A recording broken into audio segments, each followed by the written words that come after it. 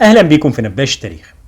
يوم 29 مايو سنة 1874 نشرت صحيفة البشير اللبنانية خبر بخصوص مصر بيقول إن المسيو فرديناند دي ليسبس بعت لناظر الداخلية رسالة بيقول فيها إنه بعت بالتلغراف رسالة لمجلس شركة قناة السويس علشان يخلي الشركة تنشر الأخبار المرتبطة بالتعريفة الجديدة اللي هتتبعها القناة ابتداء من بداية شهر يوليو، وإن ده وفقا لسق المعاهدة والفترة المنصوص عليها فيها. وبعد كده بيشرح الخبر إن في الجزء 1 و2 من البند ال17 من معاهدة 5 يناير لسنة 1856 منصوص فيهم التالي: إن للشركة الحق في تغيير تعريفتها في أي وقت بشرط إنها تنشر خبر التعريفة الجديدة قبل تطبيقها ب3 شهور في العواصم والشركات التجارية.